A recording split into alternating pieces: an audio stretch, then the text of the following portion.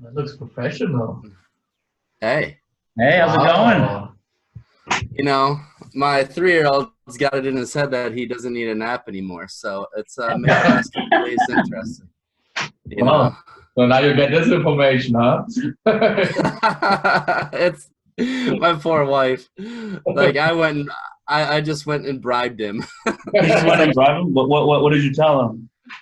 Well, tonight I don't have anything yet going on, so I said, hey, if you go to bed and take a nap right now, we could make some popcorn and watch a movie later. So You're like, we'll see. I'm not quite sure how it will go. you're like, help me, help you. Like, let's make a deal. No.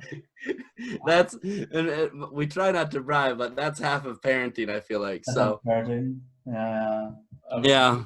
Always coming up to these agreements and stuff. I was kind of like with mom sometimes, you know. Yeah. But how many kids do you have again? Is it two? Just two. Just two. Just two for now. But when they're my little mini me's and both full of energy, yeah, I don't know if you hear him crying right now, but obviously the attempt hasn't worked. It hasn't worked.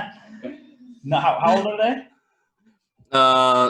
Artie is gonna turn 1 in July. He Okay. was born the week before the final last year. Okay. We didn't really have very good planning with that one. And then Oliver's will just be turning 3 at the end of this month.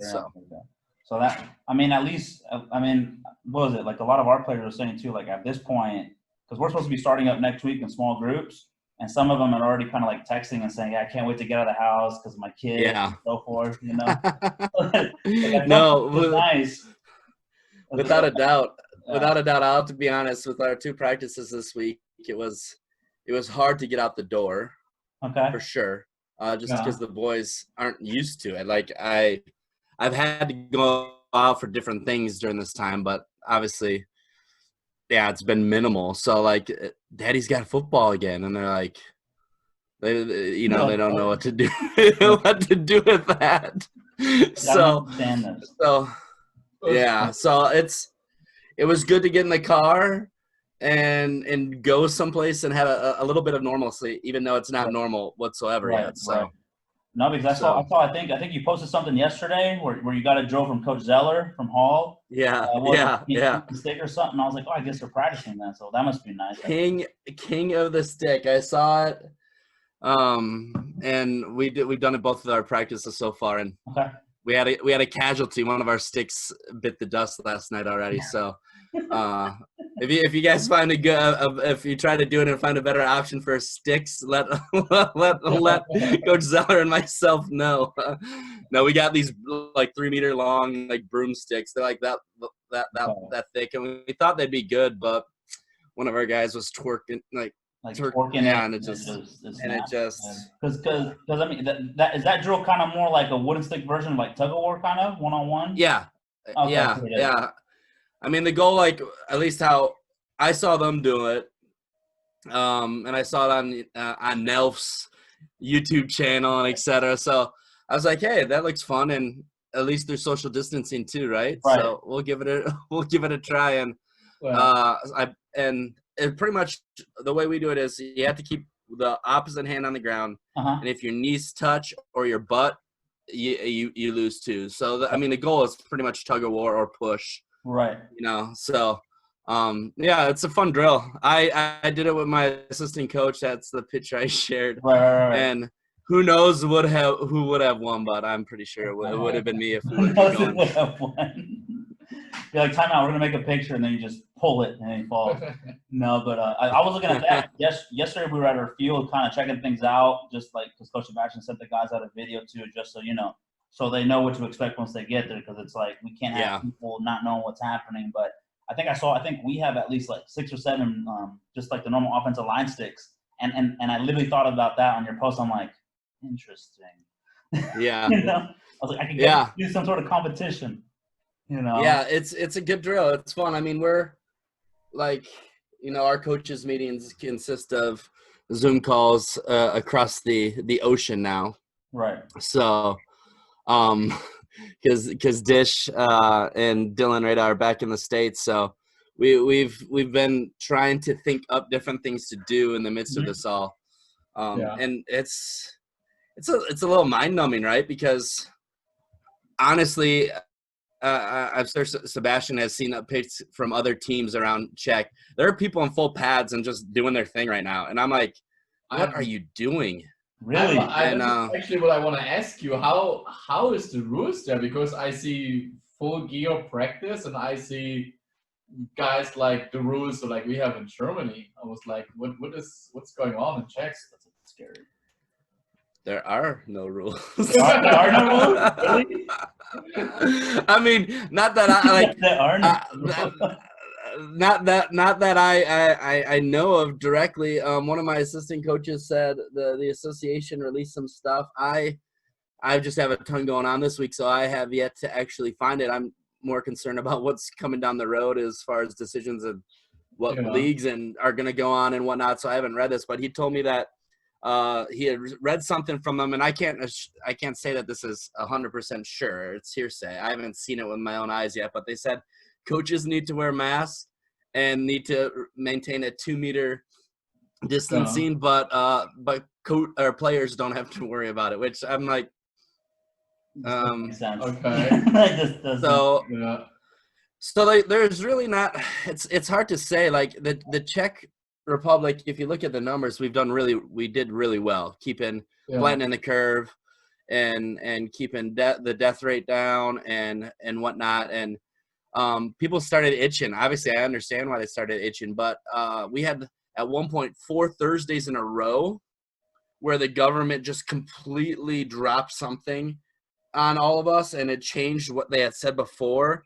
So like it's been so difficult to track. Like a lot of people don't like the current prime minister and whatnot right now, and we don't need to get into that. But I thought they handled the actual crisis really well. But then the opening and just the chaos it created, and what is what and what is this and that is that. It's been confusing, and obviously it hit home with us. I'm sure you guys are gonna ask a little bit more about that with us. So like I'm naturally gonna be more careful as it is with our players' health and safety, I think, than most people probably would be here in the Czech Republic, but haven't had a touch point with this.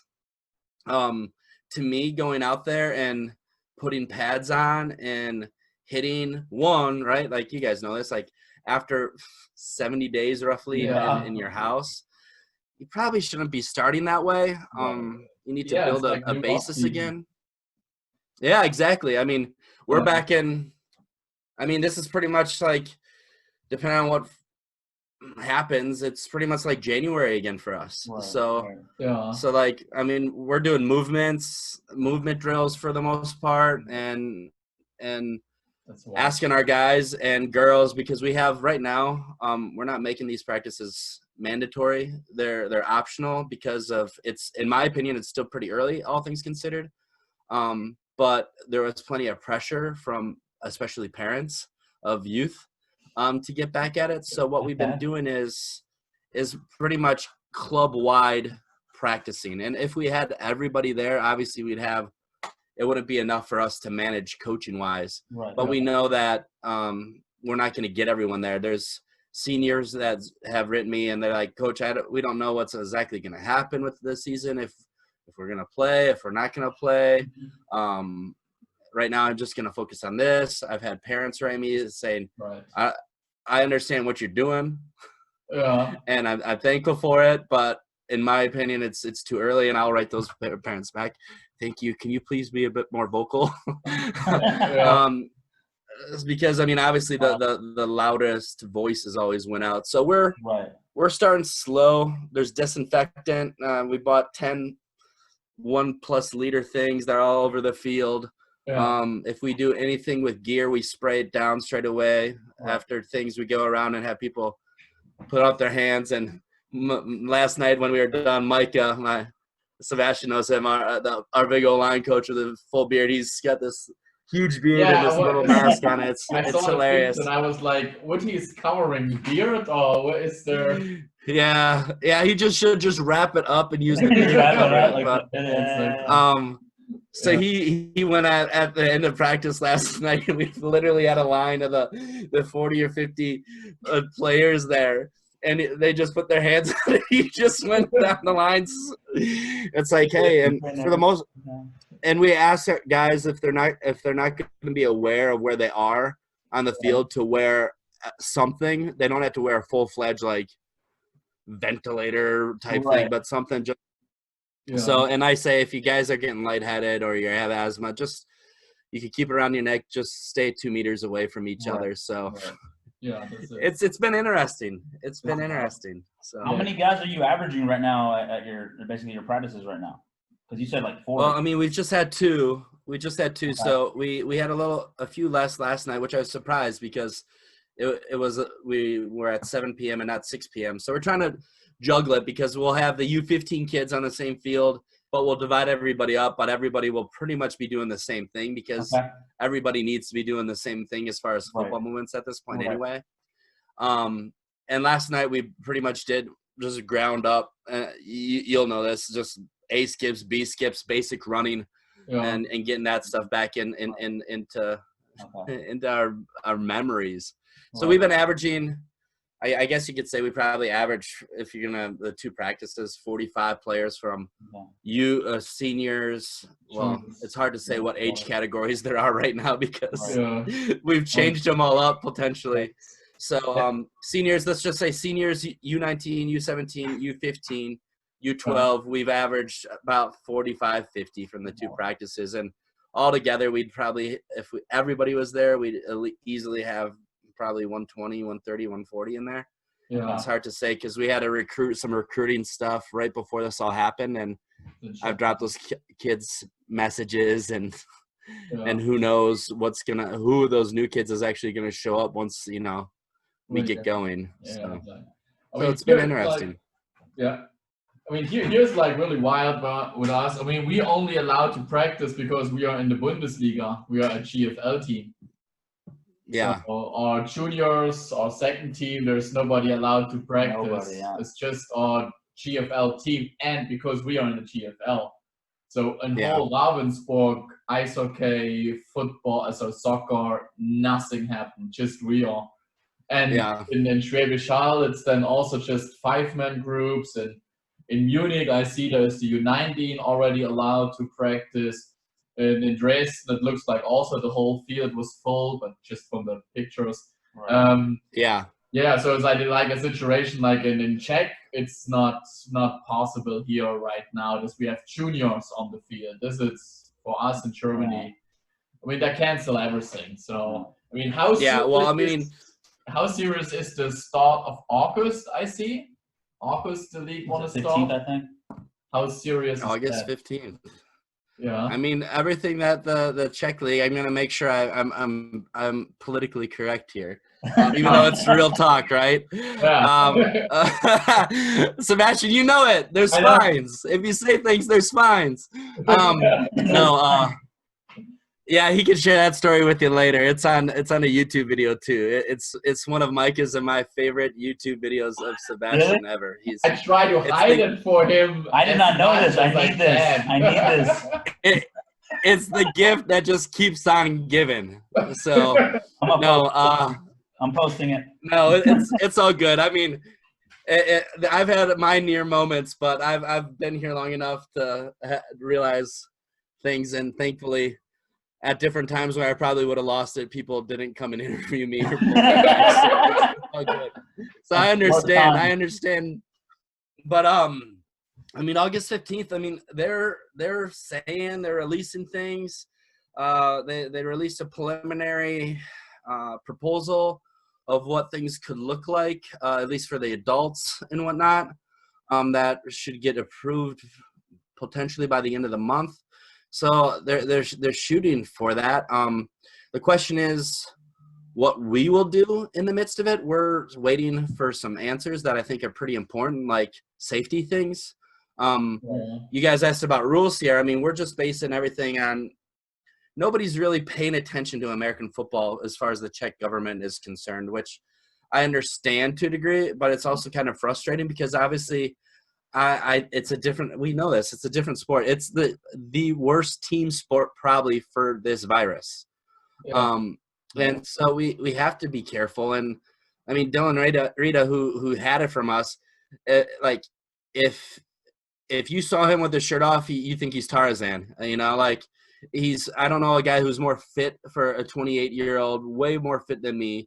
And if this can knock him down and do what it did to him, this ain't no joke, because I doubt anybody in the Czech Republic is as fit or in shape as Dylan is. Right. So it's just been it's been a little it's confusing, because we base it on what everybody else is doing and what all the other rules are. So a couple weeks we could have started practicing in groups of 10.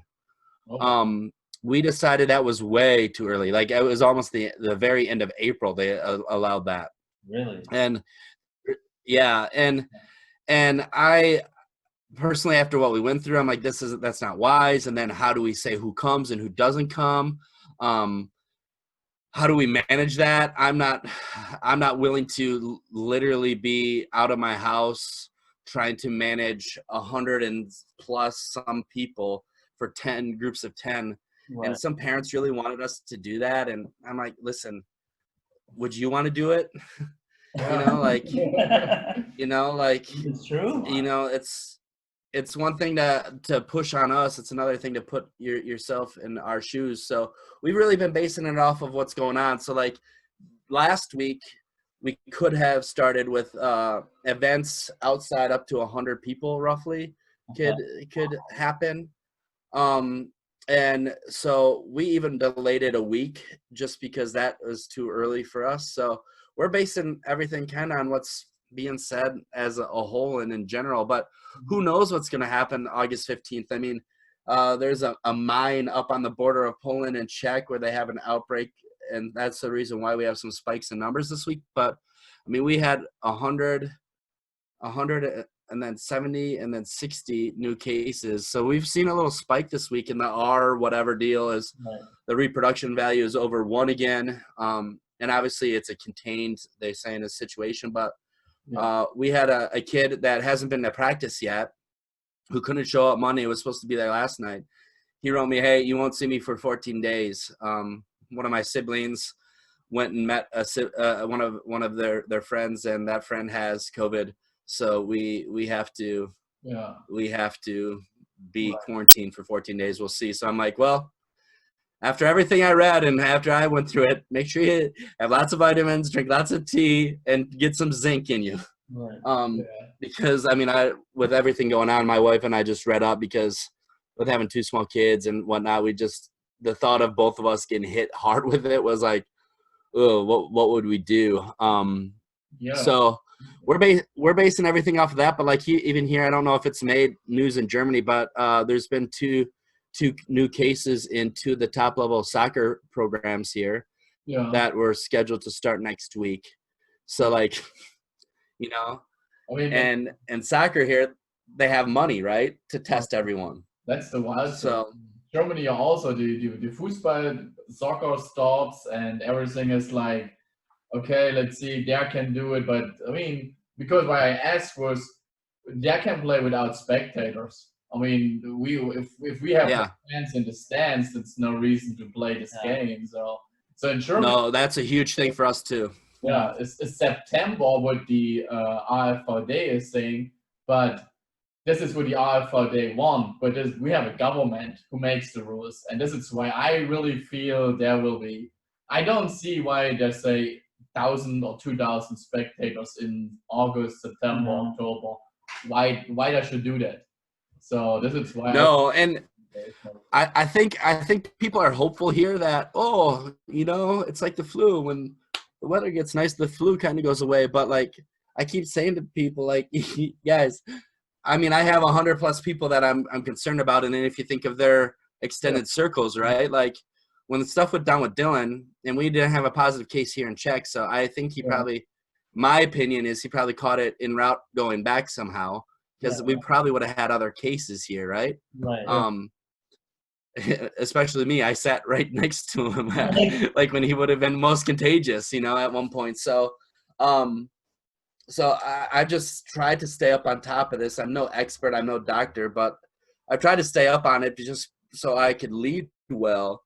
And there's countries right now that it's spiking and it's warm weather there, So this isn't a virus that is concerned if it's summer or fall or winter. So I think you're right, Sebastian. Like supposedly sometime in June we'll be able to have events up to 300, which then obviously I know people in the Czech league that really want to get going are like, hey, see, at least we could play games and don't have to worry about limited rosters and et cetera, et cetera.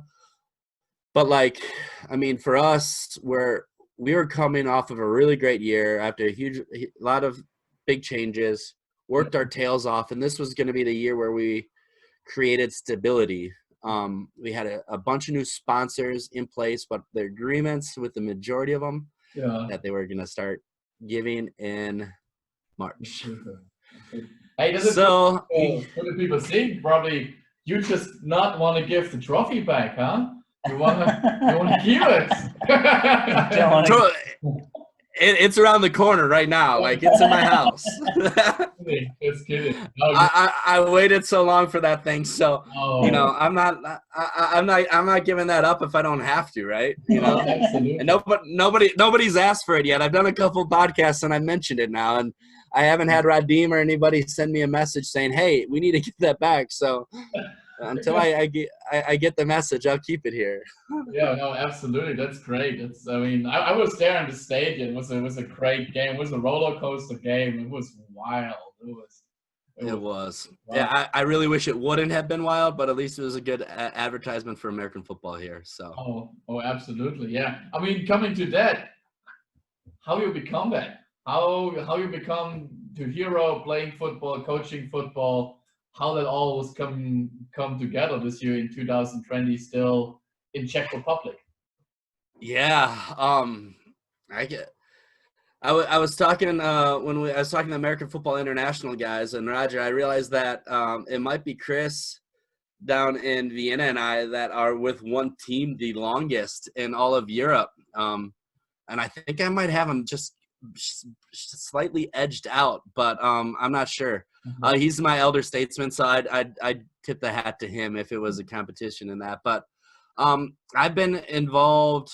My first touch points with the Lions were in 2002 when I was here for a summer project with Athletes in Action. It's a Christian sports organization. We were staying out in Nürnberg. It's where Sebastian and I have spent some time together, where we have different camps and stuff. Yeah. It's about an hour outside of Prague, and a little cheerleader from North Carolina had met and touch points with the Prague Lions cheerleaders at that point, and somebody had to go into Prague with her, and who better than the football player that was on this summer project. So that's when I met the Lions and met the guys, most of which are not obviously with the Lions anymore. And then I moved over here for an internship in 2004, and I was here almost about 2 years. And in that time, I was with Athletes in Action. Yeah. At that time, I just was feeling the itch and the call to come back, and I did, but I had to spend 2 years in the States, roughly. So I missed 2 seasons here, and I volunteered coach for Central State. It's a traditionally black college just outside of Xenia, Ohio. Mm-hmm. So that was definitely an experience there. I was the only white guy on the field. It was awesome. I really loved it. Token white guy. It was. They call me the pale skinned brother, and I'm like, that's a good. I'm like, I was like, I'll take that. I think, guys. I think about 60% of them it was probably endearing, and then the other percent were like, what's this guy doing here? He's so white. No, but it was a great time. I learned stepping and all sorts of things while I was there for that year and a half. But I moved back here in 2007. Okay. Still played a couple seasons, and then the Lions broke up, a really ugly team split, and that's a long history. But I decided to stay as I weighed the options, which meant the junior team stayed because I was the head coach of the U19 team at that time. Okay. And then we just started trying to rebuild this thing. Me and Martin Kotzian did it for a bunch of years together, who's now down in Graz and been doing great down there. And it was time for him to move on. And then we tried bringing in younger coaches each year just because I've just done a ton for the Lions throughout the years. And I said if I become the head coach of the senior team, I will be everything for the Lions. I will have done every job that could exist. And so I fought it for a bunch of years, realizing it was probably the best thing to do just for creating a culture, being able to move forward and not have these changes every year at the top position. And after the 2018 season, my wife was like, "You're the head coach. Let's just be honest, you are. You're not on paper, but you do all the work of the head coach. And why are you bringing these young guys in?" Because we had brought one guy in 2 years in a row, and he had done a really great job. And then we had two other guys that it just didn't click really well. And so I listened to my wife. That's good advice for anybody out there. Listen to your wife, because a lot of times she's right and you're wrong. So, at that point I said, okay, I think we need to move in this direction. And also we had a team president / owner. That's another longer story. And I just came to him and said, hey, I put a group of guys together. Can we buy the logo and naming rights? Because the team exists under a nonprofit called a Spolek. And then we have the name and the logo in its own SRO. And from that we did it and changed things and doing a fantastic job out there. That's trying.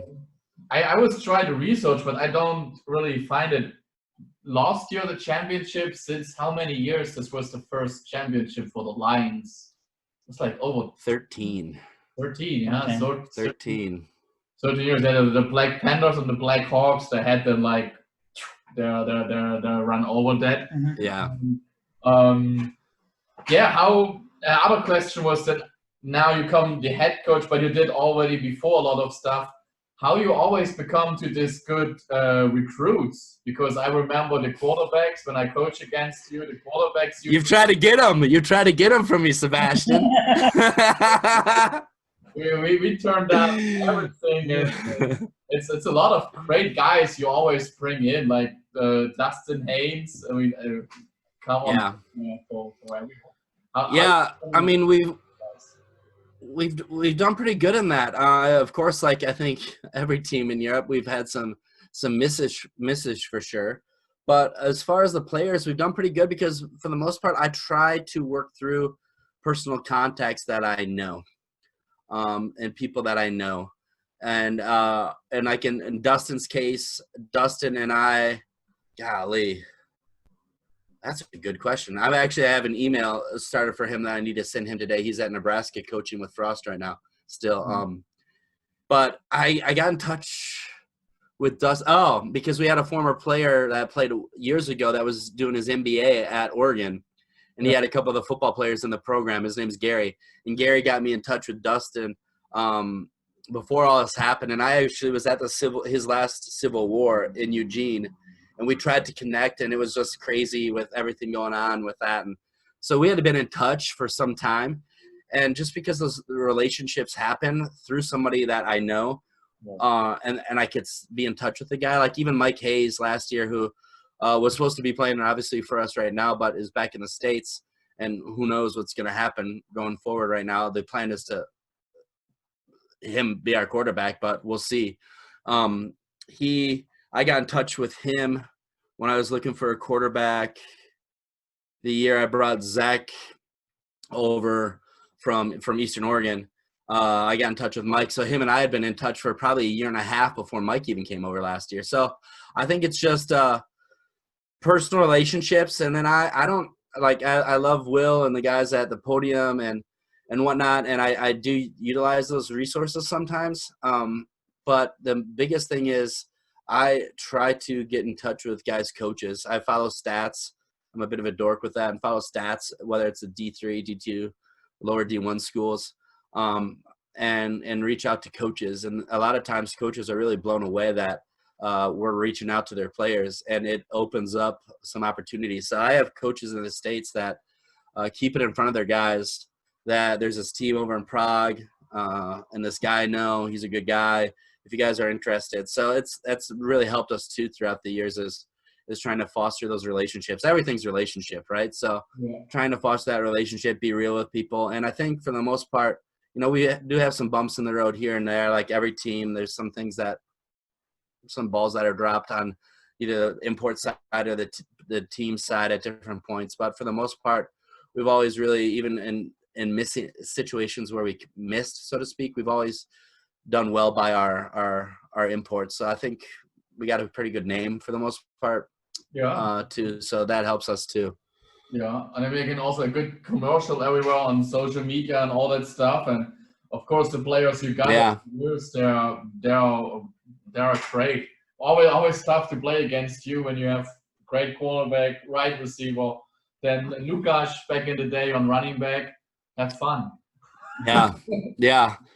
No, but you beat me more than I beat you, unfortunately. So we were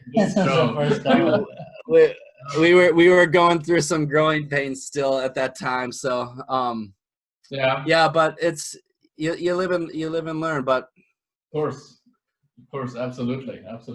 And how is the future? Because last year, I know we want to be politically correct. There was a big conversation about Czech quarterbacks in the first league or not, or yes or no. How was because your season should have started in March. So how was that the final decision? Because I lost that a little bit. Yeah. I'm trying to think of how to maintain my politically correctness. This year there would have been no changes, or this year there will be no changes, depending on how you look at it.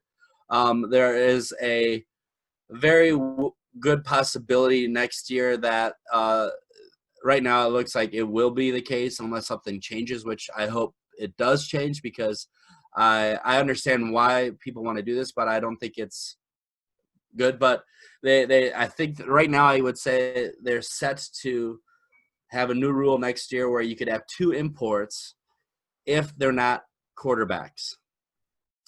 If you have an import quarterback, specifically an American, you could only have 1. Counts this to imports or to European imports as well? No, that's just would be, like what they would say, like in, I believe the term they use in Austria, like the A-Class-Spieler or whatever. Okay. So it'd be America, Canada. So like technically, I don't think a Mexican would account for that, or a European, or even a Japanese guy. I don't think right now. I might be wrong on that. It's hard to follow that stuff every year and what's changing. So, they have had a rule that and again, it's hard to know what tense to speak in, utilizing, where if you have a guy that's present during the fall youth games, they won't count as an import, which is a rule that I think they should stay in. And I think it's probably a good rule for Europe in general, because the teams I think that are going to be more sustainable and have stuff that happens in the future are the teams that creatively could find ways. It just doesn't have to be a sponsor, right? Creatively find ways to keep guys here throughout the year, because their football knowledge will be passed on and it will only replicate and reproduce more on a higher level. So we were set to do that with William Young, who played for the Black Panthers in 2017 and 2018 was with Helsinki with the Wolverines. So this year, technically, we would have had Dylan and Mike would have been our 2 imports. And because Will would have was here for the fall for 6 of the 7 junior games. And that was an ordeal to make sure that happened when it happened. But he wouldn't have counted as an import for us. And we had 2 British guys, one of which people were like, oh, look at him. But Archie Stevens, and Archie's great. And Archie, I pretty much took a chance on last year. He was just an athlete.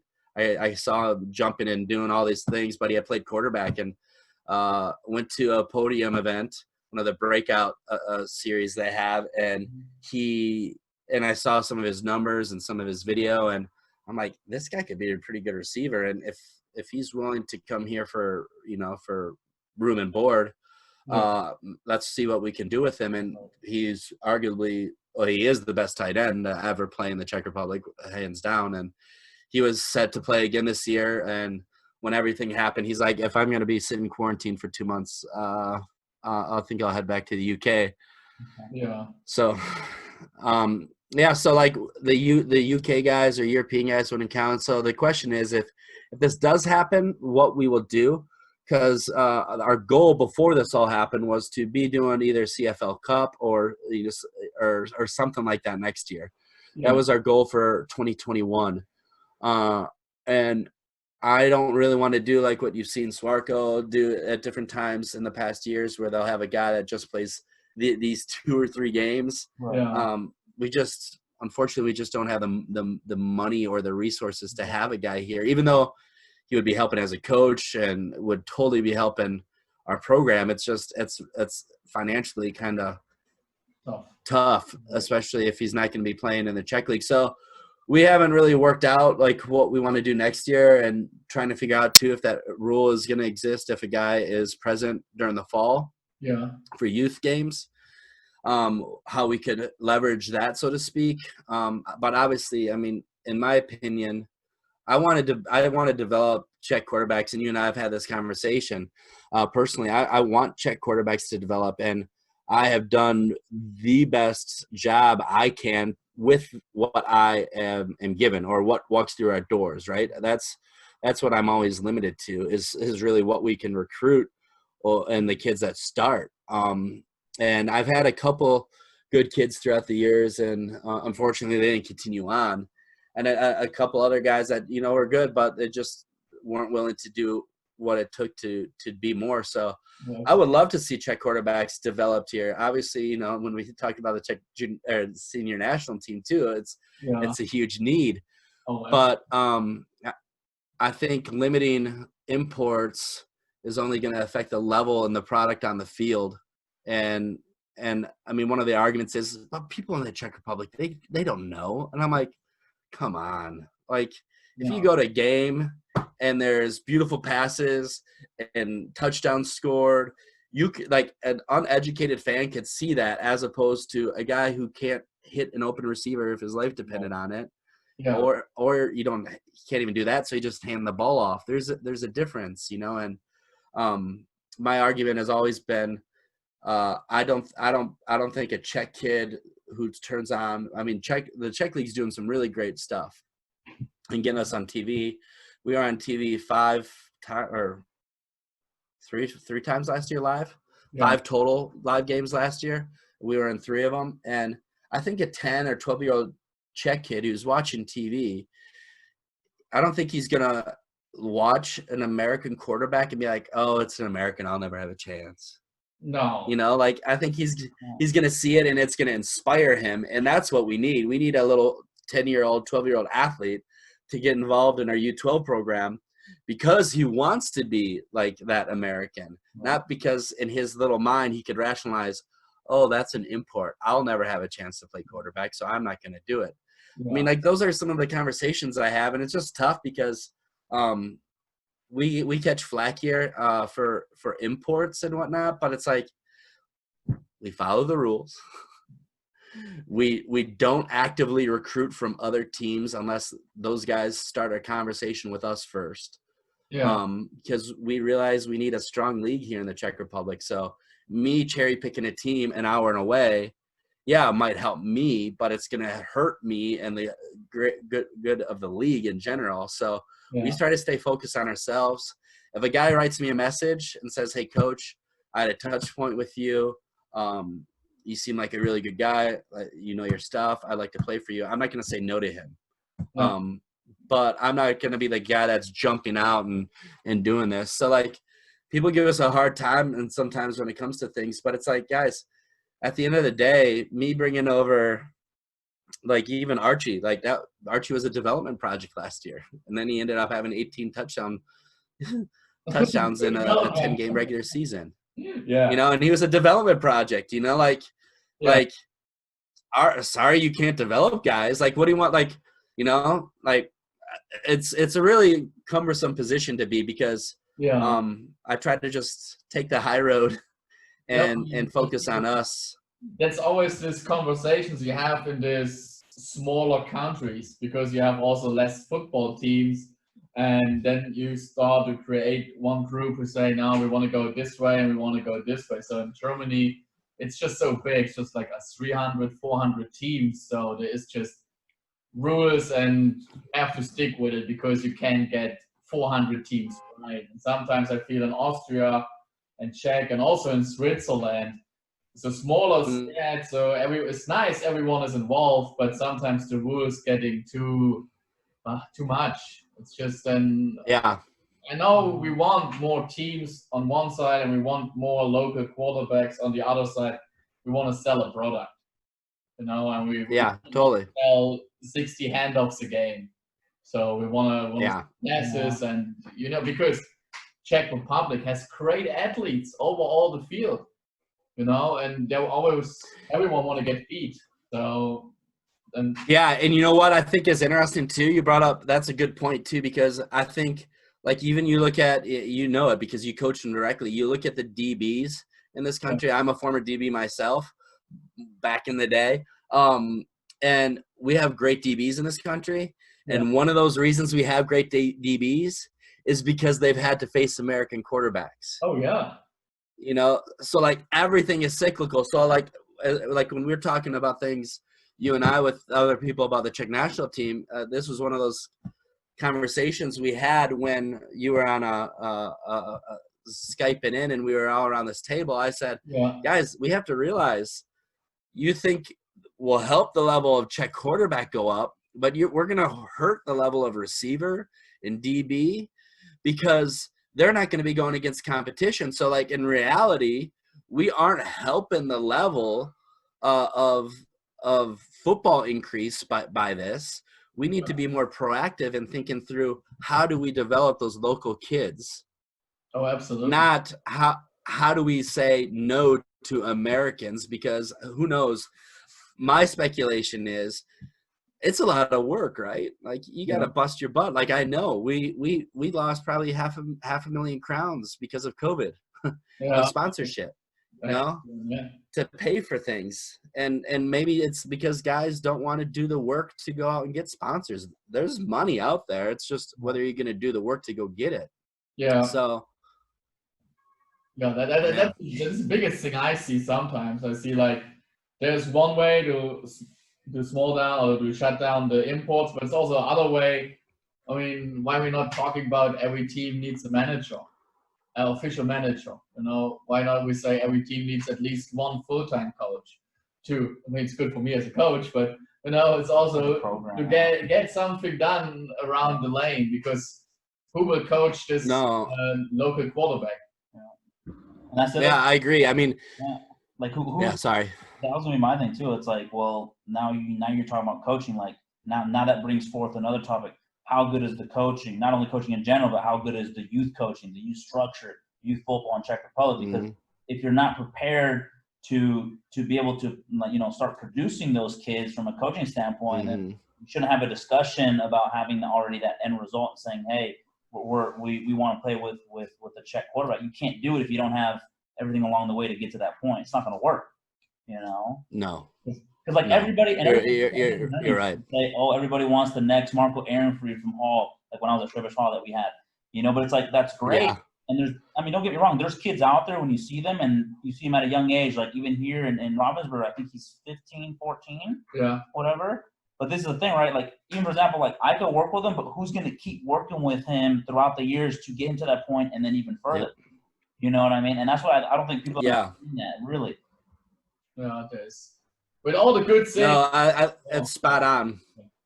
Yeah, so with all the good things. That's spot on. Football, it's something we can do better, because what I love on Czech football is the organization that do something. I mean, the Czech ball, for me, after the German ball, Austrian ball, the Czech ball is the number 3 national championship event in Europe. People always like, go there, watch it. big stadium, live TV, and tell me another federation where the vice president is working the whole day and not in the VIP section. So really hard-working guys put effort in, and that's what I love. That's why I say we need to support that, and that's why I'm really love. And also the national team, with what you do with the juniors. I mean, Germany, the German football national team use. I mean, you heard something from the last 10 years, the last 5 years? Nothing. Yeah. No. There's a lot of. Yeah, and it's. Yeah. I mean, Czech. We're doing, our association is doing some great things. Sometimes I just like you mentioned, like the Czech Bowl. I obviously it's difficult when I look back at some of my Czech Bowl experiences, but personally, but like as a whole, yeah, without a doubt, you look at what they're doing in media. You look at what they're doing in media too right now. It's like I don't think outside of maybe sometimes what I see in the Scandinavian countries, Finland or Sweden, like I'm not seeing even in Germany or Austria sometimes what we got going on down here. So like they're doing some really great things. Some guys are doing some really great things with the youth programs and trying to develop flag football here. I'm a big fan of Bohos, who you've worked with Sebastian down in Shibram, and I talk to him regularly, and I'm like, I'm your biggest cheerleader. Let's try to figure out more ways to make this happen, because we need more and more and more kids throughout the country. But obviously I'm in Prague, so I'm thinking about Prague. How do we get more kids exposed to American football, and how is this logo attached to that right away for me, because as we're developing our program, that we really want to be one of those flagship programs in Europe in the next 10 years. We want that. We want, when people talk about the Prague Lions, we want that to be amongst those top 5 or top 10. Let's say top 10, because those top 5 are pretty elite. That's right. So let's say amongst the top 10, and not just because we could put a good senior team out on the field that might compete or might make it a playoff game, but a top from bottom, youth to adult, social media, charity, across the board. Like, what are you doing as a program? I know last year when we were nominated for Organization of the Year with the podium, we talked about our management team. I'm like, let's just put our name, let's put something together. It will be something we could use for sponsors. Yeah, absolutely. and let's put a thing together. And so we put it out, and I didn't think we'd be mentioned amongst those teams, but we were, and we caught some flack here. It's like, they don't have a women's team. What about this? And it's like, and some of the guys on the podium said flat out, look from top to bottom, look what they do off the field, look at their social media.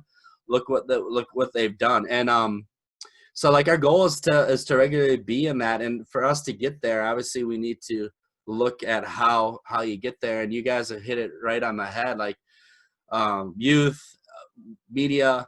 And it's a lot of times I talk with people, it's not a bottom down, which sometimes there's that one position, like we just need to have the greatest senior team and league and all that, and work down from there. And it's not just a youth program and up. Like what we try to do with the Lions is really like be in the middle ground of that, where we have a great youth program, sends kids to states, et cetera, et cetera, et cetera. Plus try to have a senior team that's winning and going to win regularly, because it's both and, it's not an either or.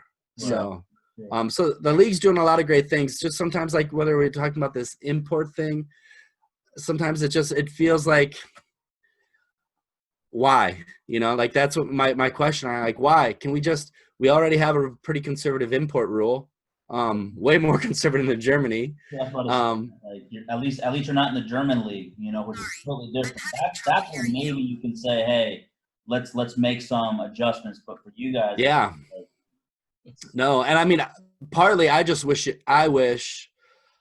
IFUF would just step in Europe, and there could be one way that all of us European countries could talk and get on the same page. I know that will never happen, and as far as this is concerned, probably, but that at least we could dream, because obviously, like, there's that conversation you'll have with guys in Austria, and then you'll have that conversation with guys up there in the GFL, right? Like, I'm now on the other side of the table, so exactly, right? Like, you know, and teams like us, like I think about it, like, I mean, we were gonna have our pre-COVID. This was gonna be our best sponsorship year, and I think, at least my tenure here, it would have been our best.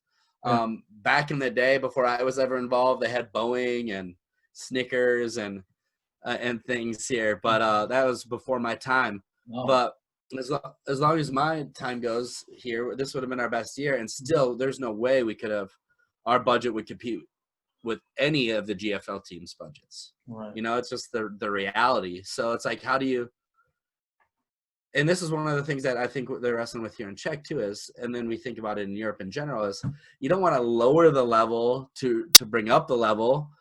So how do you try to work through that? And it's tough. I mean, the biggest thing is you hit it right on the head, Sebastian. I think before we start worrying about how many Americans are on the field, when we already have these pretty tight restrictions and conservative rules, is how do we move? Like, I would say that the manager is more important than a full-time head coach still.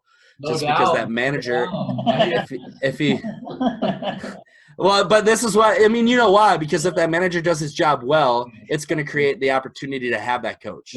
Whereas paying the coach isn't going to create the opportunity to necessarily manage things well and have the opportunity for other things. And I am unique where, I mean, the Lions, thanks to my former director with Athletes in Action, I don't want to sound arrogant, the Lions kind of hit the lottery that he looked at that time in 2007, the two teams in town. He's like, yeah, I've heard some bad things about that team.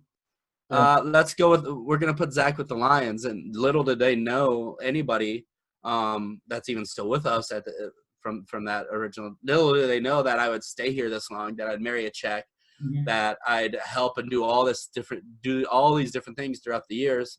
And that, I mean, they're getting a full-time person for free because I am a fully supported missionary from the States. So, like, I mean, that's another job I have to do to maintain that salary and whatnot. But it's like, I look around Czech, and there aren't teams that have, and I have me and another guy now, right, for the last 9 years, that are both in that same position. And I just marvel at how other teams do what they do without having what we have, you know. But then I also look at what we have, and that's one of the ways that we are where we are. And so I try to leverage things. Like, I think probably wouldn't be as engaging as the real movie Moneyball, but I think there could be something in it if they did a Moneyball story about us, just what we have done with so little, and how I just leverage relationships and create relationships and get guys over here that want to be part of our club, want to be part of Prague, that have, you know, other reasons to be here. So I think that's trying to be entrepreneurial outside of an Austria or Germany situation, right? At least at the top, is really big for all of Europe. And one of my other co-owners at one point told me last year, when we were talking about how much money I've raised or found for the Lions over the 15 plus years or so, he's like, "You're not a very good manager, Zach."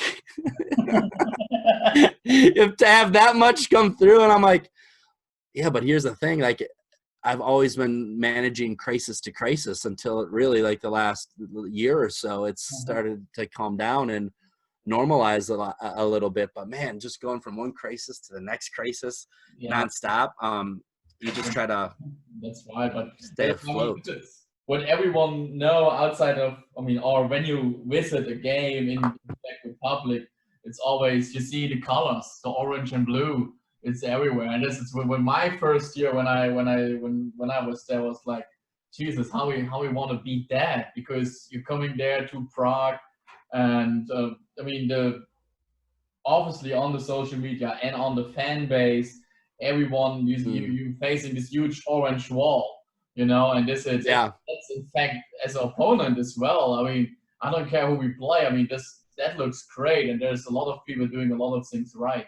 So because we're trying. Thank you. It's not. I remember the Czech ball you unfortunately lost with a critical decision. I remember the pictures on the TV. It was like people with orange faces and everything. Yeah. Like it was wild. That was Yeah. I still get, I mean, you can see that, like, that just you talking about that makes the hair, I get goosebumps and makes the hair stand up on my arms. Yeah. Not because we lost and the way we lost, but I have some of those images just seared into my mind too, just looking behind our bench. Teresa, who at that time was doing social media and marketing for us, doing those, and the color of those shirts, I don't know if you guys know this, that color, the official color of those shirts, and this was done obviously before everything, is safety orange. oh The color, and then we lose on a safety that wasn't called. So it's just kind of ironic, but yeah, I think of that, and we've done Teresa did a really good job, and she has a little girl, so she stepped back after last season, and we have a new girl that's doing things named Hanka, and she's been doing a really good job, and we've had some really great people and that to help us, and we're just trying to. I mean, one of the things that you guys have up there in Germany is just a culture of volunteers and volunteerism, and we in the Czech Republic, that's hard to foster and hard to find, because it seems like every time you say, hey, can you do this for us? Well, how much can you pay me? And I'm like, there was one thing I recognize, what I don't recognize when I take over the job as a head coach of Czech Republic. I was like, yeah, we will find someone. We have no camera. I was like, we will find someone. I mean, we were yesterday on the parking lot. A random person just ran into me. He's like, right. hey, you're the head coach. You know, I'm a cameraman and blah, blah, blah, blah. I was like, I never see you before. I've never met but you. Thanks for your job. yeah. And like always, as I spoke, why is nobody want to film our stuff? He said, yeah, we can't offer anything. I say, we're Team Czech Republic. It's really a culture thing, a totally different one. Yeah, it's totally a cultural thing, and that's one of the biggest things that we're trying to change. It was a really great time when at the podium event in November in Schwäbisch Hall. Like, I connected with a lot of coaches from all over Europe there, and just picked their brains a little bit. And I was really blown away. Like, man, all these other countries, the cultures of just volunteerism is just so much different than here. But I'm not going to be one of those guys that's just like, it is what it is. We can't do it.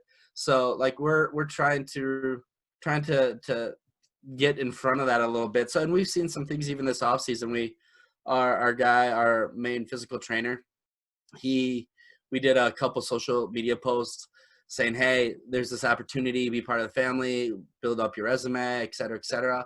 And we actually got a fair amount of hits on it. So right when COVID hit, we were about to do some stuff for our media team and some other stuff, and that's been put on the back burner right now.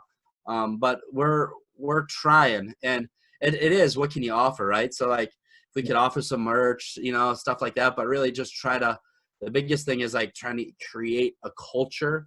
Like, people like, I want to be part of that. Like up in Copenhagen or outside of Copenhagen, the Towers, their media team is a great example, I think, for all of Europe of what to do. Like, they even have their own Copenhagen Towers media team little logo, and they've just fostered, like, people want to be part of that. So like they have a couple of people they pay for some things that they obviously can't do in-house, but like they have people that want to be part of things, and they have like 4 or 5 photographers at home games, and these guys are following this and this guy's following that, and I'm just like, man, we had to pay a guy like equivalent of probably 50 to 100 euros for a game, so it's like so people are doing it, and we're just trying to learn. I mean, one of the things I think helps me and has helped us is too, we just want to have that position of learners. We don't know it all, even though I know there are other teams that probably think we know we know it all.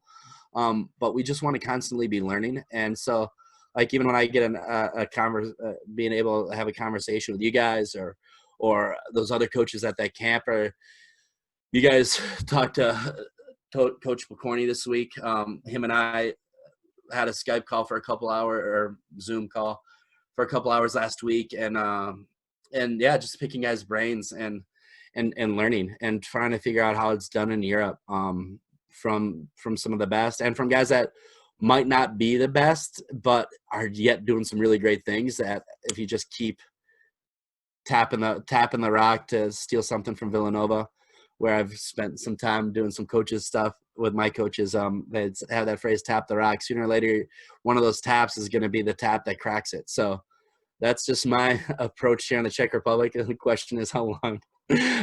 How long can I continue to tap that rock? We'll see. No, I think it will be for a while. Marrying the national pretty much makes that a mute point too. So.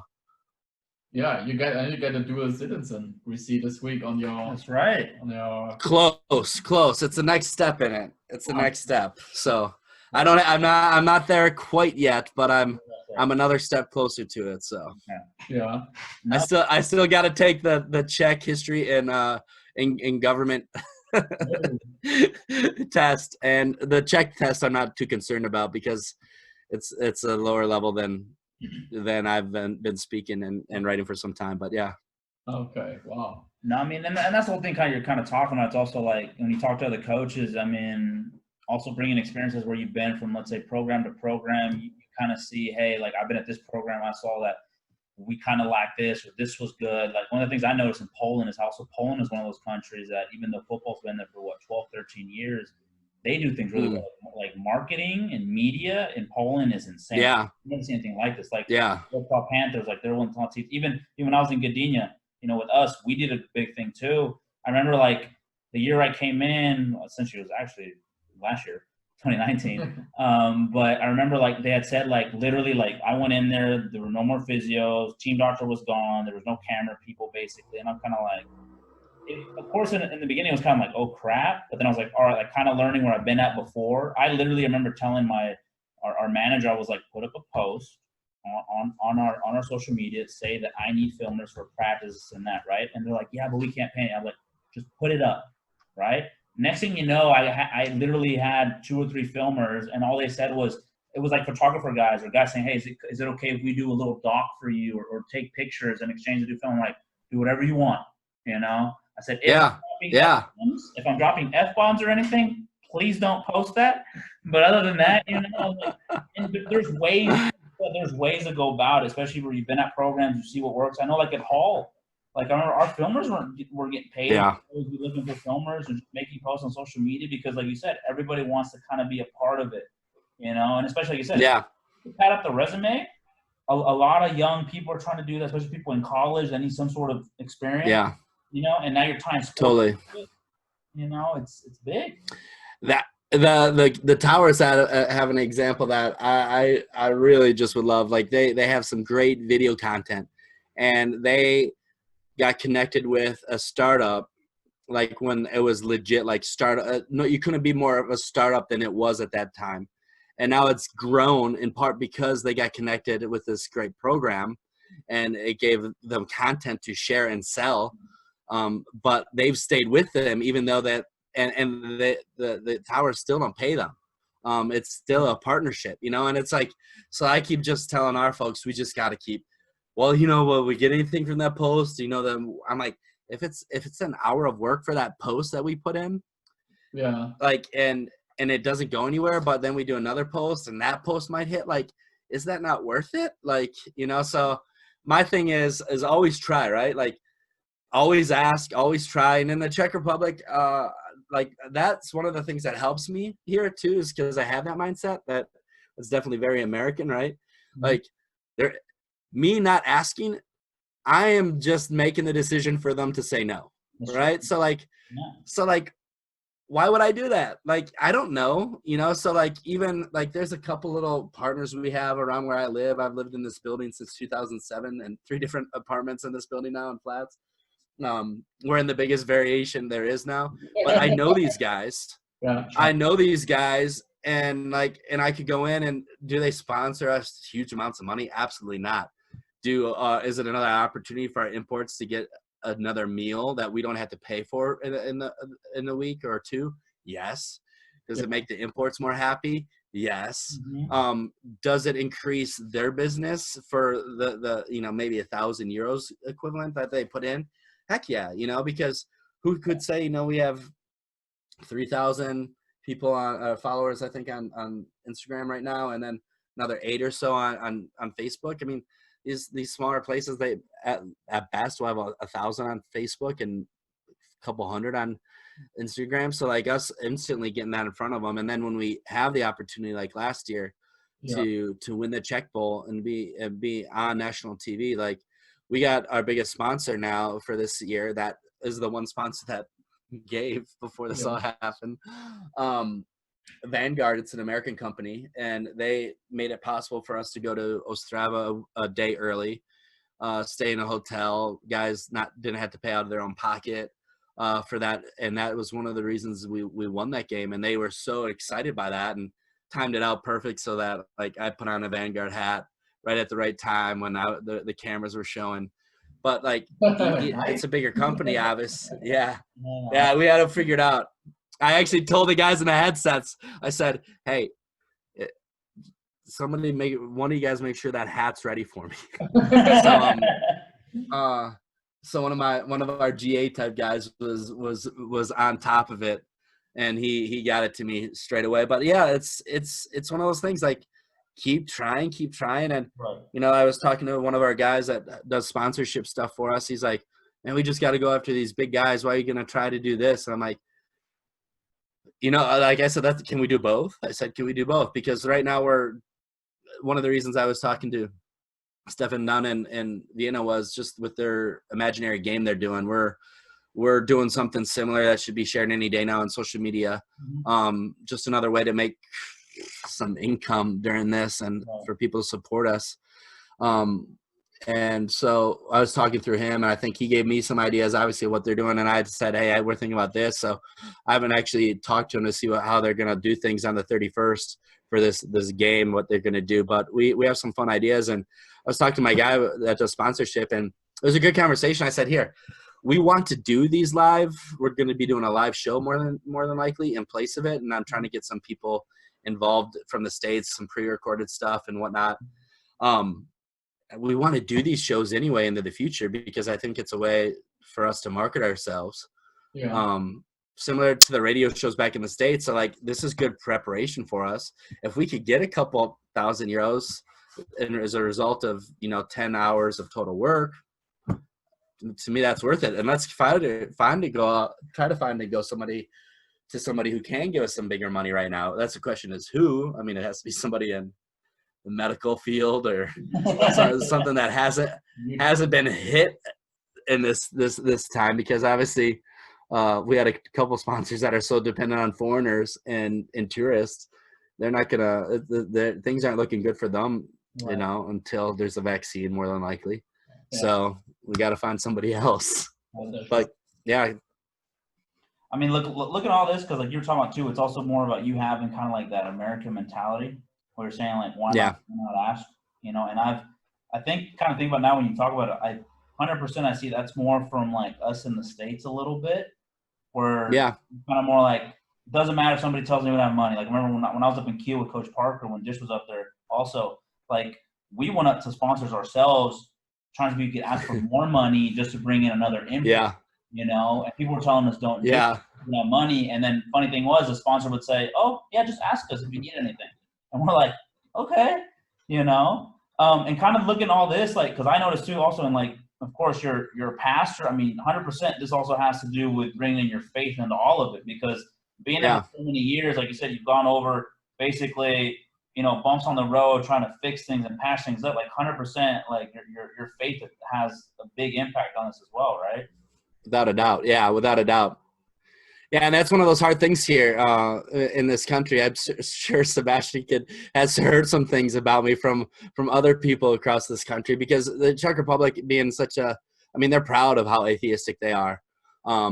So it presents a unique challenge, especially when there's like a chaff memes page that likes to, take shots at my faith and whatnot, which I think is probably crossing the line. And I've blocked them, but my guys would come to practice and show me stuff if there's new stuff, and I'm like, I just try to ignore it. But I mean, for the most part, my faith definitely.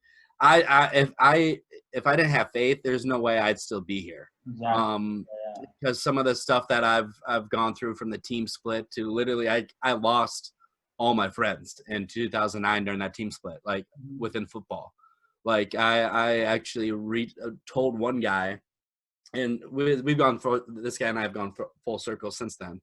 But like he was writing me on Facebook messages, and I said, dude, like I'm not weak, but like this is now crossed the line, and you are this isn't right. So like if you don't stop, this is just abuse. If you don't stop, I'm gonna actually look into some legal action because and that's before you could do all the different settings you can now on Facebook, right? So so like I lost all my friends, and I mean there's times, I mean even after some of the games that Sebastian beat me, not because of the Bobcats beat me directly, but the other things going on around those games. Like I went into one of those games. I mean, we both have crazy stories about both of our teams more than likely, but I went into one of those games where I think I think you were here at that point. I had 30 some guys injured at one point in one season.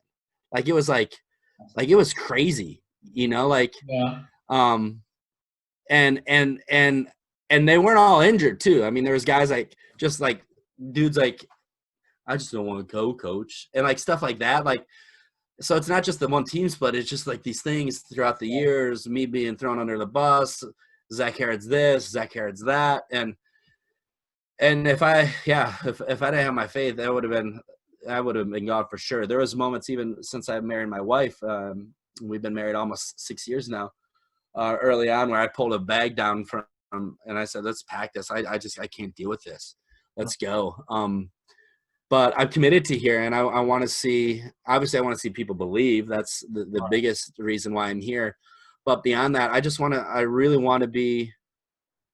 I want to be used to create better citizens of the Czech Republic. That's the yes, faith is a big thing, but like I realize that if anything is going to happen here, like that's going to be substantial, it's probably going to be generational, and it's not going to be anything that I directly am doing right now that's going to see immediate effects. But how can I create a culture where guys do have different values? And that's one of the reasons I love American football, is because whether you have faith or you don't have faith, or you're this religion or that religion, it has values that I don't think any other team sport could teach young men.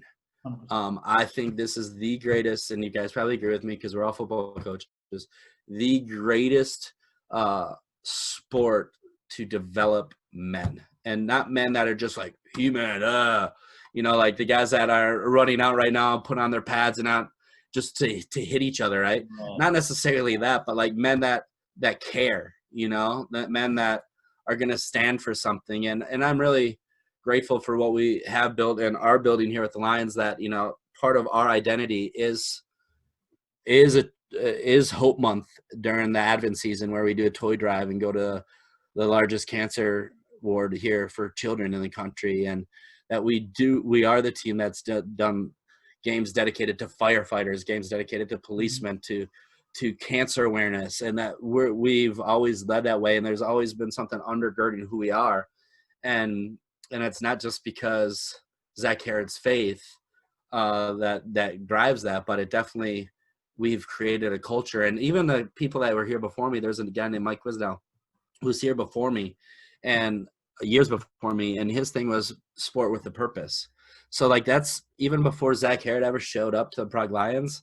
That was part of their culture, their identity, and I think I'm standing on his shoulders in a lot of ways, but it also really helped me be able to take things probably to the next level of what he laid the foundation for. So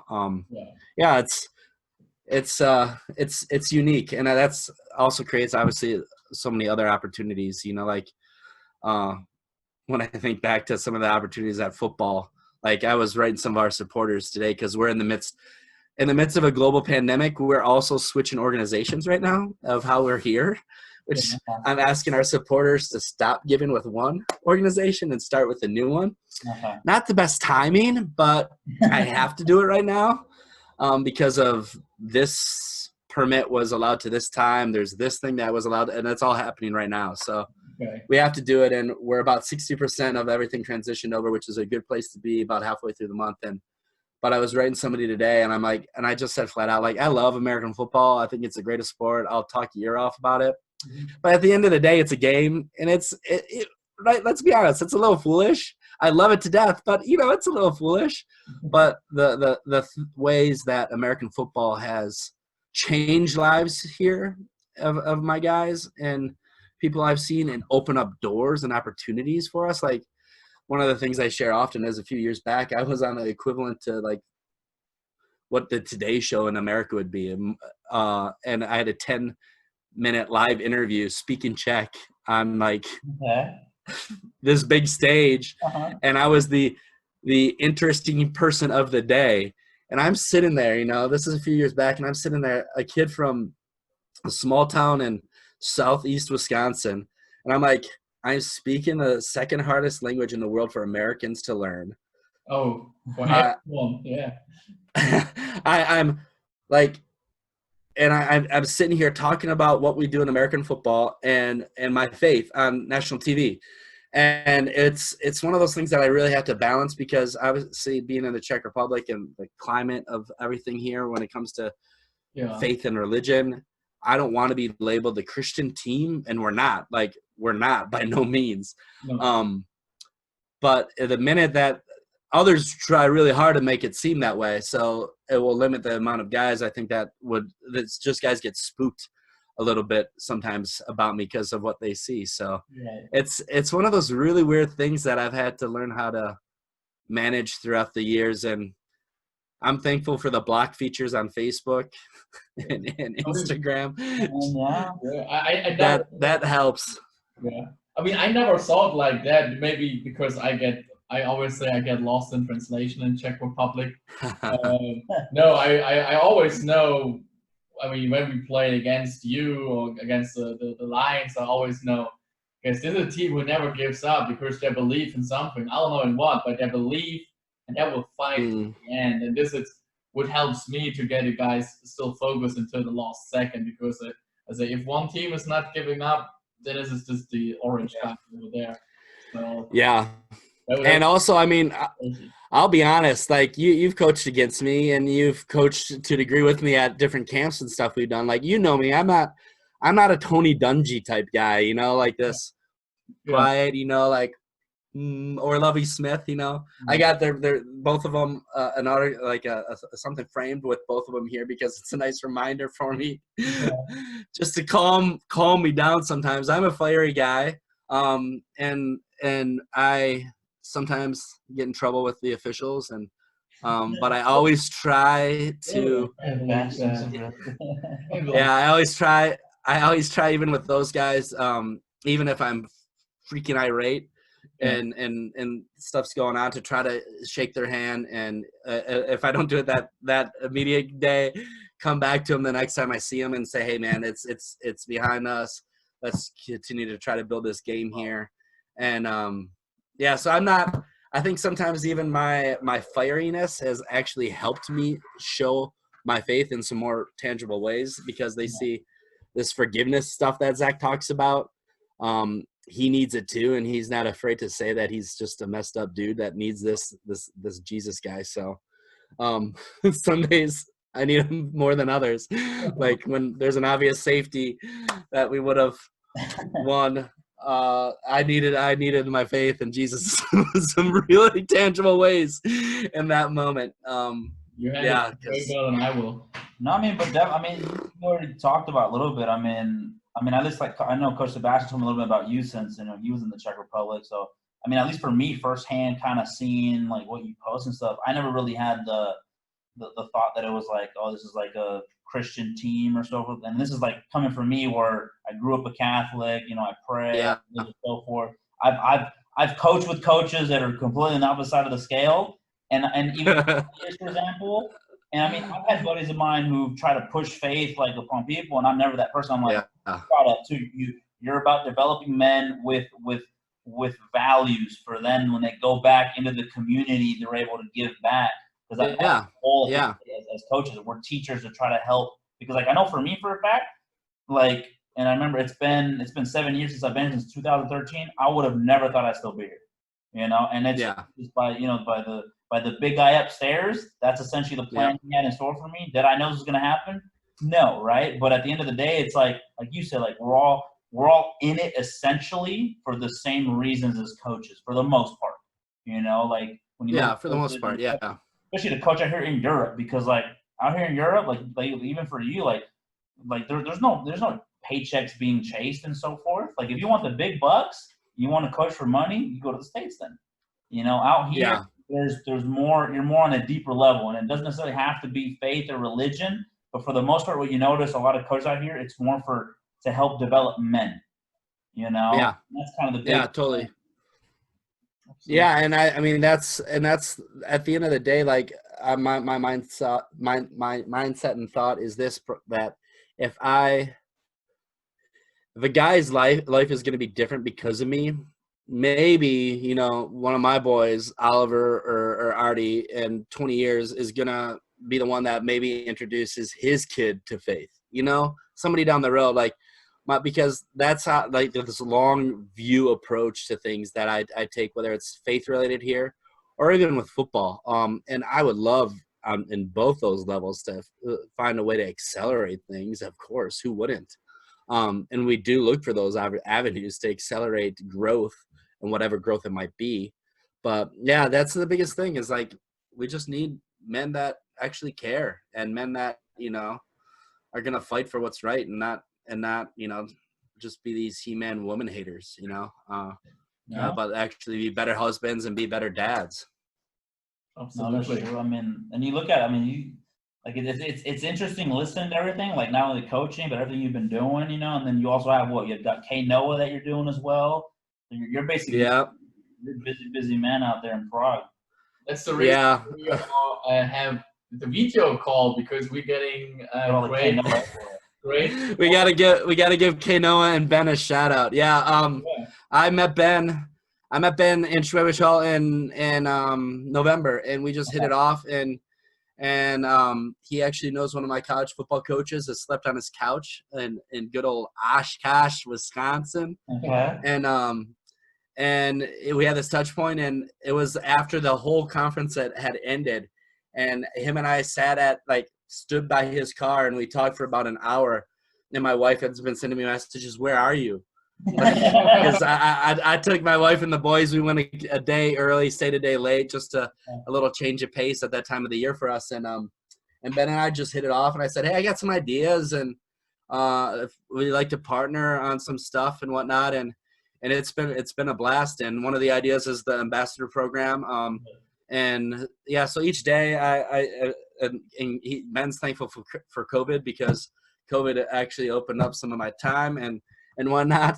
So I've done a little bit more than I had planned on doing this spring for him. But Ben's a great guy, and the K Noah brand I've known for years. Obviously, when you see like one of the teams that you automatically think of here in Europe when it comes to football is Swarco, right? And and being friends with Shu and Lee, who are down there for years, like I've just always been like, man, that K Noah stuff is sweet, you know. And then I look at the prices and stuff, and they got good prices, but like obviously I have contacts in the States and ways of making things happen stateside, so we always would look there. And I never really had any touch points with Ben, but then I always kind of wanted to. And even that weekend, I could have talked to him at several points, but it just didn't happen until we're standing in the parking lot. And I mean, any guy who in the midst of a pandemic, where for sure, like most people, he's lost some money, him and I are talking, he's like, yeah, let's do this ambassador program. Let's move forward on it. I'm like, are you sure? Like I got this whole concept and whatnot. Like, he's like, yeah, let's do it. And it's been fun, and it's fun for me too, because it obviously, I mean, we have touch points, us three outside of K Noah, but like it's been fun for me because it connects me with the larger community here of football in Europe. So like I didn't really have to do a hard sell to my wife when I just said, hey, this. We'll add a couple hours of stuff of work during the week, but like I think it will be good for the Lions. I think it will be good for me and my even ability to have an influence throughout Europe and deeper relationships throughout Europe. So it's been fun, and the Kinoa stuff, we're a little blurred for them right now. It's great. Like I like the jerseys I've known are awesome, you know, but like when he sent me my gear, some of it I'm wearing and you guys are wearing it too. Like I was just like, the quality is super good, and it's all fair trade, which here in the Czech Republic people aren't really concerned about that as much as Austria or Germany. So it's a little bit more expensive for Czechs, but like I'm like the quality and the level of it is so good, it pays for itself. So it's been fun. And this is a small shop in Austria, so everyone out there, when you buy a sweatshirt or a T-shirt from Kinoa, you help a guy who loves football. You help a football shop in exactly. Everyone have thousands Adidas and Nike sweatshirts, so. Like we say, the quality is great and everything, and if we can help with our little posts we can make. No, you guys have been great.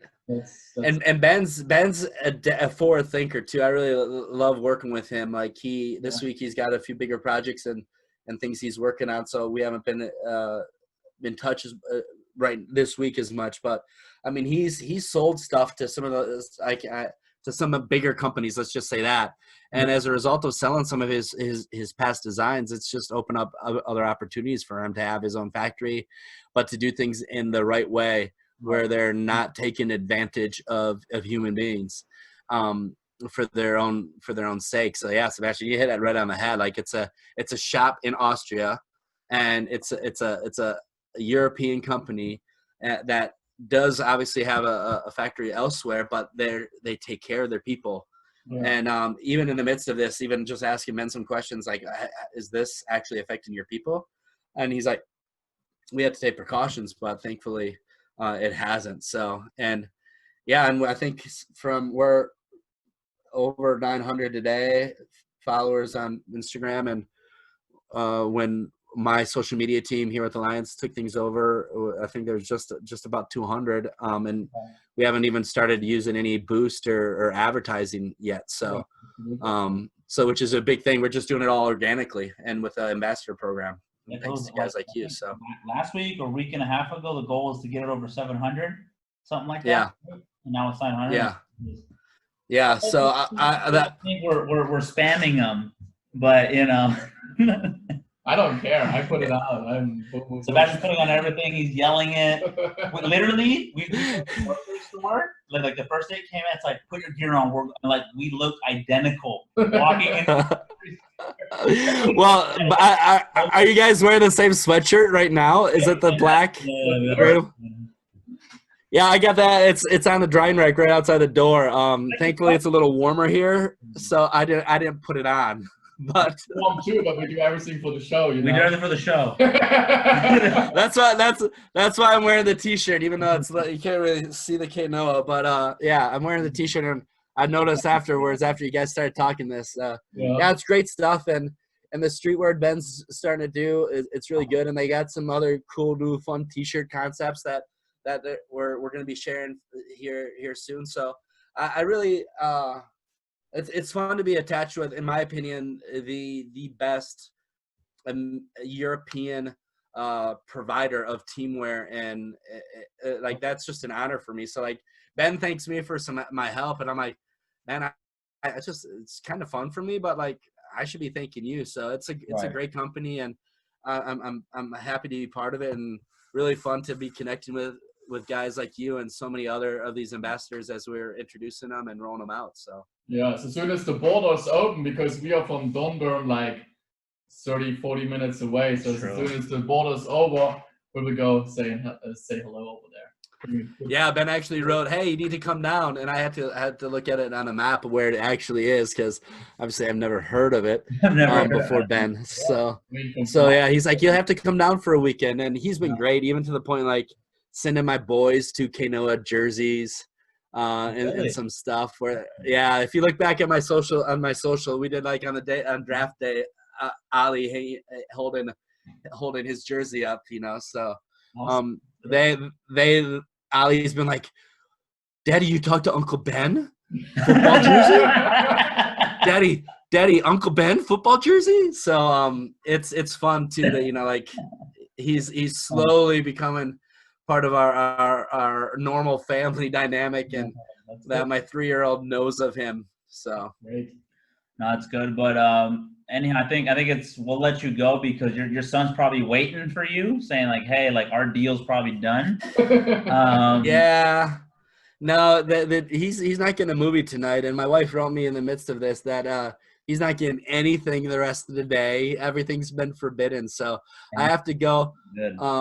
Yeah, right now we have an office space that I could use, but I generally just work out of my home office, and it's been a challenge over the last 10 weeks to do everything nonstop from home without having at least the breaks of going out and having normal meetings or practice. So but we're hopefully moving in that direction, and you guys, as you get open up, I think you guys will do a good job. And I'm actually you know, with GFL and then the AFL, I mean, just reading the different leagues releases, like it's been like, that's kind of what we're working on. Obviously we could have a few more people together, but what we're working on is really what we're seeing from there, you know, and different things, because again, right, like I'd much rather be in a position of a learner and look, okay, these leagues are a step above where we're at, so what are they saying? What can we learn from them? How can we get better? How are we gonna manage this pandemic? I mean, because it's here, right? Yeah. And you even see coaches like within the GFL asking each other, like, hey, how you doing this, or how you doing this at your practice? Like literally like little things, like I was asking some coaches too, like, what are you using to disinfect your balls, not to destroy them with, like, you know, depending on how strong the disinfectant is. I'm like, because like, especially with Coach Sebastian, we all know this, like those leather balls are expensive, you know, and especially for an OC, you're like, these are my babies. Like, I'm not, exactly. I'm like, I don't want exactly in any way, you know. But yeah, and we're just using tennis balls so far for our 2 practices, and I don't know when we're gonna actually take real balls out, because that's one of my actual concerns too. So if you know what is good as far as a disinfectant, let me know, because that's one of those things that, yeah, like who would have ever thought, you know, when 2020, when the clocks rolled into 2020, that we'd be having to solve some of these things. Like I mean, this isn't even a topic we'd even knock the door on pretty much today, but like when Dylan, we got those guys, like even the crisis management of our imports saying, coach, if we're gonna be locked down, can we just get out? We don't want to be here for months, and to scramble. That was my first wave of just chaos and leadership experience. And then Dylan's back in the States. 5 days later, I get some messages. That day just resulted in my longest day of my life, 14 hours on the phone in total that day. Wow. Like some of these things that we've obviously outside of these 2 soccer teams that have these 2 cases in the Czech soccer league right now, the Mata Boleslav and I think Slavia. I hadn't in Czech news read of any other team. I'm sure there was, but it was probably some small team. But I hadn't read of any other sports team outside of us here in the Czech Republic.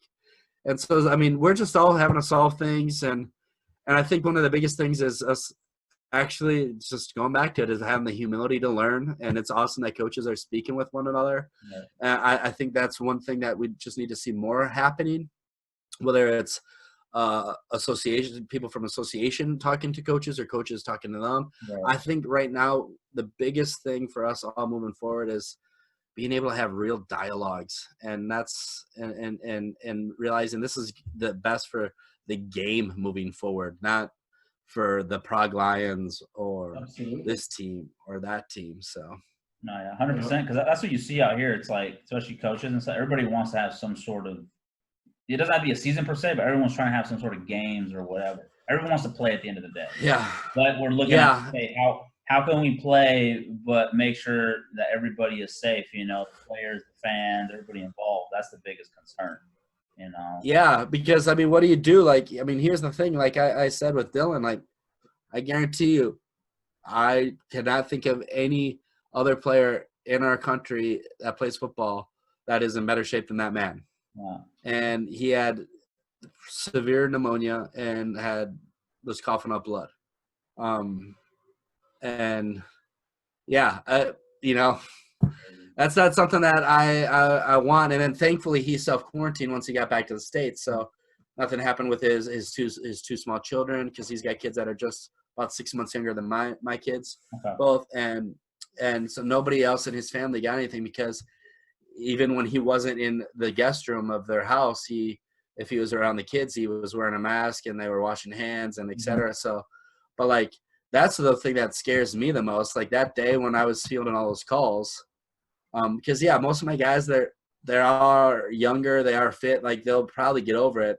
Maybe, you know, like you don't know, we're still learning, right? There's no telling if there's residual effects on the lungs. That's one of the things that we're still trying to figure out. But I for the most part, we know that these guys, the players, theoretically should recover from it. Right. But when I was talking with a girlfriend of one of our players, and she has a parent that has had cancer and is in remission and not in remission, kind of goes back and forth. And obviously the immune level is what hit me right away. That phone call or phone calls like that were what really just kicked me in the groin, because at the end of the day, people that are making decisions, whether it is, and I'm not speaking anybody specifically, but people that are making decisions, even politicians, let's just remove it from football. Like, I want to ask these people, do you actually know somebody who has had COVID? Yeah. Have you actually talked to somebody? Do you know why it's called the invisible beast, as Como, the governor of New York, has dubbed it? Because his brother, the reporter, had it and went through it all. Like, have you, like, you know, like I've talked to, like I have two people that I know in my life. They're not here in the Czech Republic, obviously. One of them was, but they're not here, that have gone through it. And man, this isn't something, and both of them are healthy people. This isn't something you want to play with if you don't have to. So the thought of me leading a practice in the end of April or even in May that has contact and not having disinfectant, and even saying, guys, yeah, come out. Hey, the sun will kill it. The sun will kill it, you know? And it's like one guy who's, even when I go on a run in the park, you know, like I'm wearing my mask all the time right now. Right. One, just because it's not about me, it's about them, you know? Right. So like I'll run past somebody who won't have a mask on, and I'll try my best not to be a jerk and give them a scowl or something. But I'll just try to run a little bit further away and turn my head. But like even just, you guys know this on a football field, like even if we're just doing movement drills, like one player just breathing hard, all of a sudden, you know, that it's like, just the potential of all this. And absolutely. And I think one of the things here in Czech is so few people have touch points with it. Wow. They're underestimating it, I think, now. I mean, Coach Sebastian, like, I think at least a month ago, you even brought it up. You're like, well, like, especially in sports where you're sweating, it's hot, all that. Like, that's how it's spread. Like, what do you expect? Like, you're sweating, you're touching. Like, even guys want to work out in the gym and so forth. Like, that's a prime environment for it to spread. You know, like you were saying. Yeah, touching your eyes. Like, how many times, even as coaches, like, one of my things that I've had to watch is, like, as a coach, like, one of my things when I'm frustrated is taking off my glasses and just doing this, you know? Yeah. Like, that's the worst thing you could do. Yeah. So, like, even just with that, it's like, you know, I think we should all be taking an approach where it's like, hey, if we talk about football here in the Czech Republic, one of my things is, if it's going to be safe at all, we need to focus on the youth in the future. That's one of our big things. Let's focus on that, if it's safe at all. And that's not just for let's play a game. Like, I love this game too, but let's be measured and responsible. And that's what, I mean, we're just, even as a team, we're even asking, like, how are we going to do that? You know, like, who's going to pay for tests? Is, like, at practices, I don't know, like, we do stuff where we have people, one of our coaches has one of the temperature guns. Right. One of the lasers. That one does, okay. And we've told everybody, if you guys have a 38 or higher, or you're not practicing. So, Yeah, I mean, it's wild. It's crazy. So, but I'm sure you guys will do a good job and up there. And if you need any more tips on drills or things we're doing, let me know. Absolutely. We're all trying to figure it out together. Yeah, absolutely. 100%. Right, we appreciate having you on, and it was a pleasure talking to you. All right. Yeah, it was good finally meeting you. You know, you're one of these. Sebastian and I known each other for years, but you're kind of one of these. You know, the man, the myth, the legend. You know, pop up. The legend.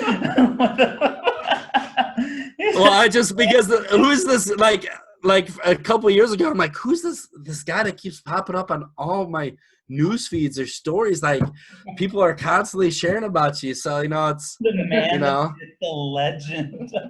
Oh my gosh. Okay. I mean, maybe I'm overshooting a bit, you know, but at least maybe that helps. But it's just fun to finally get to talk with you too. You know, like because us Americans that have made Europe our home, you know, we're definitely different than the majority of our countrymen, I'd say. Yeah, that's true, 100%. But anyhow, all right. Wish you all the best. We'll stay in contact, and you guys have a too. blessed rest of the day. Okay. Absolutely. Yeah, you guys too. Thanks for the talk. All right. Be safe. Have a good one. Bye. Bye. Bye.